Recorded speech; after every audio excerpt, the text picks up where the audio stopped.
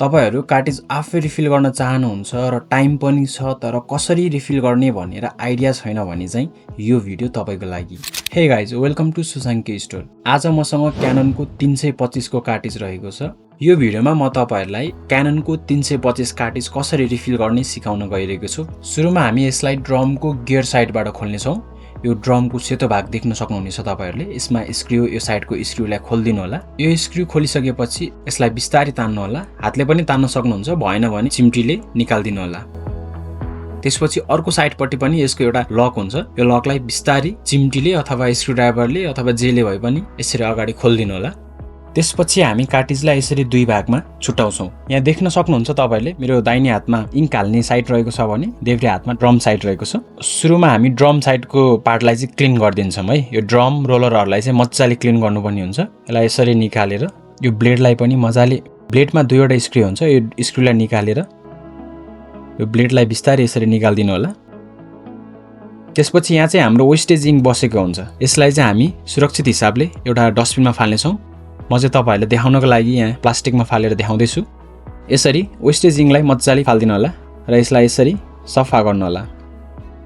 त्यसपछि यो ब्लेडलाई पनि मजाले एउटा सफा टालोले पुसपास गरेर टिलिक्क टल्काइदिनु होला। त्यहाँबाट हामी यसलाई फेरि अघि जस्तो थियो त्यस्तै गरी फिट गर्नेछौं। यसरी फिट गरिसकेपछि अब हामी यो रोलरलाई पनि मजाले सफा गर्छौं। यसलाई पनि अघि जस्तो थियो त्यस्तै गरी राख्ने छौं। अब ड्रमलाई पनि एक साइडमा मजाले समाउनु होला र मजाले पुसेर सफा गर्नु होला। हामी यसलाई पनि यसरी राख्दिन्छौं। अब हाम्रो यो ड्रम साइडको काम सकिएको छ भने अब हामी इन्क हाल्ने तर्फ जान्छौं। इन्क हाल्नको लागि तपाईले सधैँ म्याग्नेट रोलरको यो स्प्रिङ साइडको चाहिँ पार्ट खोल्नु पर्ने हुन्छ। यहाँनेर स्प्रिङ हुन्छ म्याग्नेट रोलरको। यताबाट तपाईले देख्न सक्नुहुन्छ इन्क हाल्ने ठाउँ। यो चाहिँ इन्क हाल्ने पार्टको बिर्को भयो। यसलाई खोल्दिनु होला। अब हामी यसमा चाहिँ इन्क हाल्छौं। इन्क हाल्नु अगाडि मजाले हल्लाएर मात्रै हाल्नु होला। अब यसरी घोप्ट्याएर बिस्तारै सबै इन्क हाल्दिनु होला।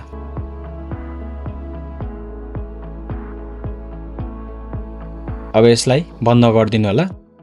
अब यसको स्क्रू लगाइदिनु होला। अब एकचोटी हामी म्याग्नेट रोलरलाई मजाले घुमाउँछौं। यसले अलिकति राम्ररी इन्क तानेको छैन, देख्न सक्नुहुन्छ बीचतिर अलिअलि ग्याप छ। यसको लागि चाहिँ हामी कुनै एउटा यस्तो पत्ताले यसरी काट्दिन्छौं। यो चाहिँ ब्लेडले राम्रोसँग नकाटेको केसमा चाहिँ यस्तो हुन सक्छ। यदि यो मजाले इन्क तानेन भने चाहिँ प्रिन्ट गर्दाखेरि बीचमा लाइन आउने प्रब्लम आउन सक्छ। एकचोटी यसलाई चेक गरौँ, राम्रो प्रिन्ट आउँछ आउँदैन। आयो भने ठिकै छ, हैन भने हामी यसको म्याग्नेट रोलर पनि चेन्ज गर्नेछौं।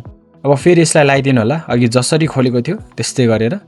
बिर्सिनु भयो भने चाहिँ भिडियोलाई पज गरेर फेरि अगाडि गएर हेर्नु होला एकचोटी। अब हामी यसको लक हाल्दिन्छौं।